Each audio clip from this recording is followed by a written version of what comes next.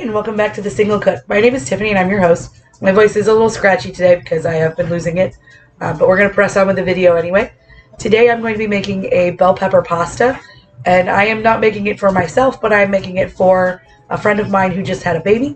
We're doing a meal train, and this is a very popular one to take with me to various places for housewarmings. Anybody that needs a meal, this is a great one to do. You can customize it to fit their tastes, or if they like everything in it, excellent. So let's go ahead and get into the ingredients because I'm on a time crunch. So my ingredients that I have about a pound of ground hamburger. I have a pot of boiling pasta. I usually use cavatappi. Today I'm using fusilli because that's what I've got. I have a can of tomato paste. We have Italian seasonings, onion powder, garlic powder. I have red bell peppers from the garden. There's about 3 small ones or 2 large ones in there. I have 2 stalks of celery. I have 1 medium onion. I have our garlic, so our jarred minced garlic. We have Parmesan cheese, sour cream, milk, and then I typically also add salt and pepper, and I usually add mushrooms, but they said no mushrooms. You'll also need butter, oil, salt, and pepper. Okay, let's get cooking. Okay, let's get going.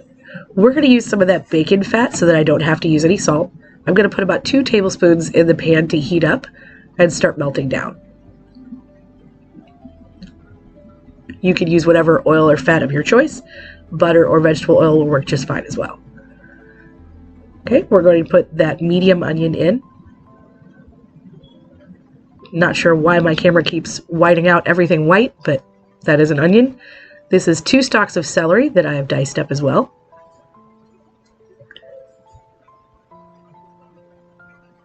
And we're going to put in that pound of ground hamburger. I'm going to break that up as I put it in there so that it doesn't take as long to crumble up in the pan.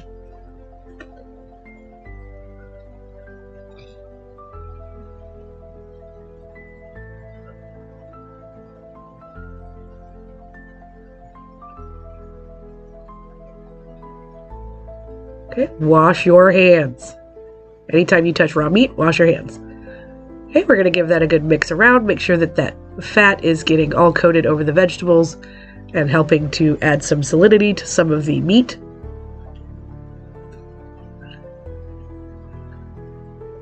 Okay, that's been browning for a minute, so we're going to add our bell pepper. Ideally, you would roast that in the oven ahead of time and have that ready. This was just raw bell pepper.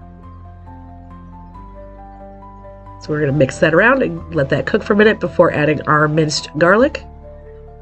And about 2 to 3 tablespoons. You all know I love my garlic.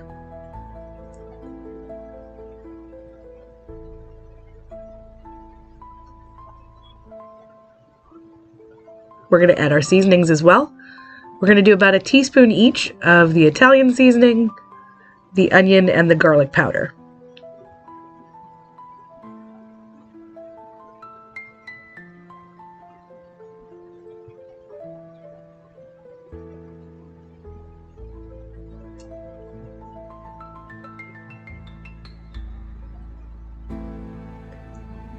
And stir to combine.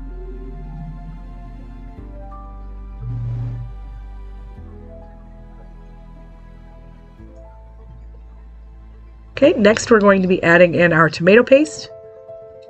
And I'm just going to be adding in 1 can.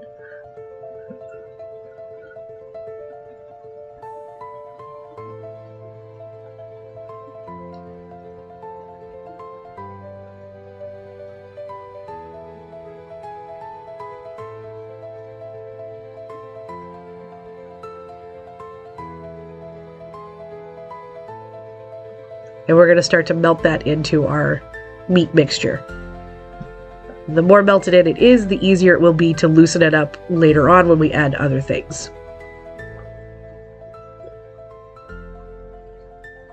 Okay, now that that's all mixed in, we're going to start adding our sour cream. I'm going to do this in 2 batches so I can check for thickness. So a couple of tablespoons of the sour cream and about a half a cup of milk, maybe a little more. And I'm using the lactose-free as well as the light sour cream. And we're going to give that a good mix around and see how thick that's going to make it. I don't want it too thin, but I also don't want it super thick either.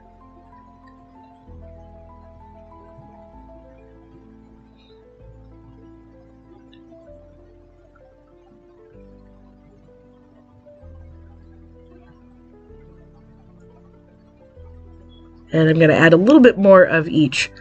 So another 2 tablespoons of sour cream and about another 2/3 to half a cup of milk.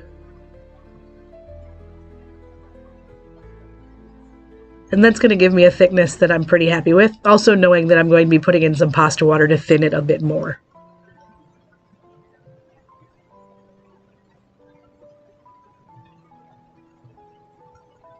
Okay, I've let that cook for a little bit, and I'm going to add about 2/3 of a cup of the pasta water before I drain my pasta. That's going to help it adhere to the edges of the pasta a little bit better, and it's going to keep a more emulsified sauce.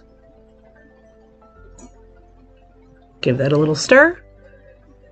And once it's all combined there, I'm going to remove the heat from the pan so that it doesn't reduce down anymore.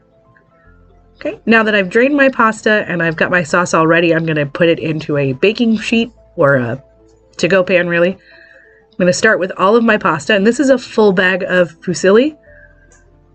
Normally I use a bag or 2 of cavatappi, depending on the size of the bag. And I'm going to put all of that mixture over top of the pasta.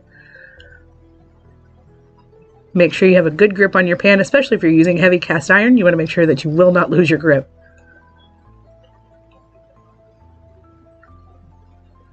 And at this point, you could absolutely add mozzarella cheese or mix your Parmesan cheese in with your sauce and your pasta. You can also add red chili pepper flakes to give it a little bit more heat whenever you do your seasonings. It is completely up to you. We're going to give this all a good toss so that everything is coated in that sauce.